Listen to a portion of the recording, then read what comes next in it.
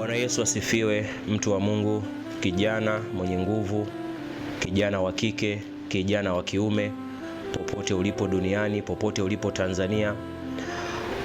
Unazungumza na mtumishi wa Mungu aitwaye John Vance Kafyome, ni apostol. Nina ujumbe kwa habari ya Gen Z, na ujumbe wetu wa leo, Mungu anasema yapo mambo sahihi unaweza kuyafanya kwa ufanisi mkubwa. Ujumbe wangu ni kwamba kijana wa kike, kijana wa kiume, usijione mnyonge kwenye jamii katika masuala ya utendaji, katika masuala ya ufanisi. Mungu hakutazami wanavyokutazama wanadamu, wala Mungu hakutazami unavyojitazama wewe. Wewe unaweza ukajiona ni mnyonge, unaweza ukajiona huna nguvu, unaweza kujiona kwamba huna ufanisi katika utendaji.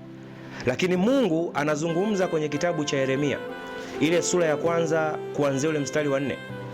Neno la Mungu linasema, neno la Bwana lilinijia kusema, kabla sijakuumba katika tumbo nalikujua, na kabla hujatoka tumboni nalikutakasa.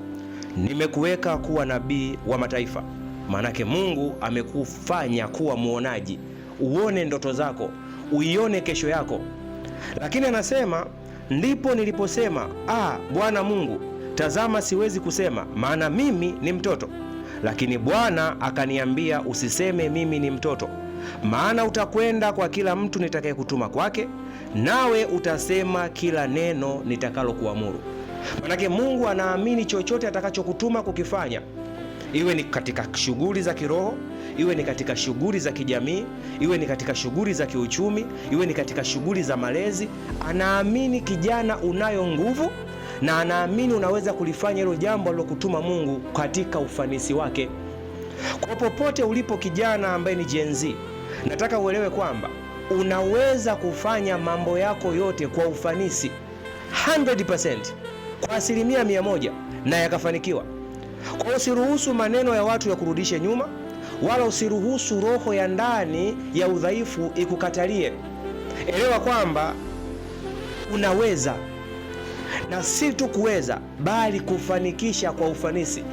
Alafu Mungu atasimama pamoja na wewe, kwa sababu amesema kwenye Isaya 59 mstari wa 1, mkono wake si mfupi hata ushindwe kukuokoa, hata ushindwe kukusaidia, hata ushindwe kukufanikisha. Kwa ujumbe wangu ni huo kwa Gen Z wote. Mungu awabariki sana kwa jina la Yesu Kristo wa Nazareti. Amen.